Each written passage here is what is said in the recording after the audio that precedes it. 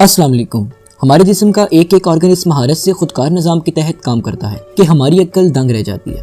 हमारे जिस्म में कई सिस्टम्स एक ही वक्त में काम करते हैं, जिनमें से एक अहम सिस्टम डाइजेस्टिव सिस्टम भी है और आज हम इसी सिस्टम पर बात करेंगे। खाना खाने से लेकर इसके हजम होने तक के तमाम प्रोसेस को डाइजेशन कहते हैं। आइए आज आपको हमारे जिस्म में डाइजेशन और डाइजेस्टिव सिस्टम के बारे में कुछ मालूमात फराहम करते हैं। हमारा डाइजेस्टिव सिस्टम कई ऑर्गन्स और ग्लैंड से मिलकर बना है, जो खाना खाने के बाद इसे हजम करने यानी डाइजेस्ट करने में हमारी मदद करते हैं। हम जो भी खाना खाते हैं, हमारा जिस्म इसे बारीक ज़र्रात में तब्दील कर देता है ताकि इसे हजम करने में आसानी हो और वेस्ट मटीरियल अखराज भी किया जा सके। मुंह से लेकर अखराज तक हमारे डाइजेस्टिव सिस्टम के ज्यादातर ऑर्गन्स एक ट्यूब की शक्ल में होते हैं, जिनमें खाना सफर करते हुए डाइजेशन के मुख्तलिफ अमल तय करता है। हमारे मुंह से लेकर अखराज तक एक लंबी बल खाती हुई ट्यूब हमारे खाने को मुख्तलिफ तरह के अमल से गुजारती है, जिसके दौरान हमारा खाना हजम हो जाता है और वेस्ट मटीरियल जिस्म से अलग हो जाता है। चंद और ऑर्गन्स भी हमारे डाइजेस्टिव सिस्टम का हिस्सा हैं, जो डाइजेशन के दौरान मुख्तलिफ तरह के केमिकल्स का अखराज करके डाइजेशन को पूरा करने में मदद देते हैं और इस अमल को मजीद आसान बना देते हैं। डाइजेशन का प्रोसेस मुंह से शुरू होता है।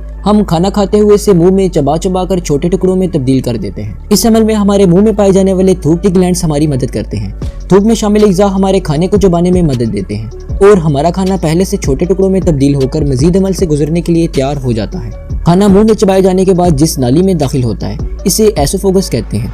यहाँ यूं समझ लीजिए कि खाने को मुंह से मैदे तक ले जाने वाले रास्ते को एसोफेगस कहते हैं। एसोफेगस एक लंबी ट्यूब होती है, जिसकी अंदरूनी दीवार में मौजूद मसल्स की यकसां हरकत खाने को नीचे मैदे तक ले जाने में हेल्पफुल साबित होती है। जैसे ही खाना मैदे में पहुंचता है, मैदा मुख्तलिफ किस्म के केमिकल्स खारिज करता है। इसमें सबसे तेज केमिकल को गैस्ट्रिक एसिड कहते हैं। ये केमिकल खुराक को मजीद छोटे ज़र्रात में तब्दील करने में हमारी मदद करते हैं। मैदे में केमिकल प्रोसेस से गुजरने के बाद खाना स्मॉल इंटेस्टाइन यानी छोटी आंत में दाखिल हो जाता है। छोटी आंत के पहले हिस्से को ड्यूडेनम कहते हैं और दूसरे हिस्से को जोजेनम और आखिरी हिस्से को इलियम कहा जाता है। छोटी आंत में निज़ाम हजम यानी डाइजेस्टिव सिस्टम के दूसरे अज़ा से भी मुख्तलिफ एंजाइम्स शामिल हो जाते हैं। ये एंजाइम्स छोटी आंत की अंदरूनी दीवार से निकलकर खुराक में जज़ब हो जाते हैं और खाने को मजीद बारीक ज़र्रात में तब्दील कर देते हैं। छोटी आंत के बाद खाना बड़ी आंत में शामिल हो जाता है। बड़ी आंत में हजम के अमल के दौरान खाने में से पानी और सोडियम की तरह का एक केमिकल जिसे इलेक्ट्रोलाइट कहते हैं अलग हो जाते हैं। बड़ी आंत के पहले हिस्से को सीकम कहते हैं, जो कि अपेंडिक्स से जुड़ा होता है। बड़ी आंत में मुख्तलिफ तरह के बैक्टीरिया खुराक को हजम करने में हमारी मदद देते हैं। इसके बाद खाना बड़ी आंत में से एक नाली में से ज़िगज़ैग तरीके से गुजरता हुआ नाली की आखिर तक पहुंच जाता है। अमल के आखिरी हिस्से में पूरे अमल के बाद बच जाने वाला वेस्ट मटीरियल रेक्टम नामी हिस्से में तब तक के लिए जमा हो जाता है जब तक इखराज के रास्ते, जिसे एनस कहा जाता है,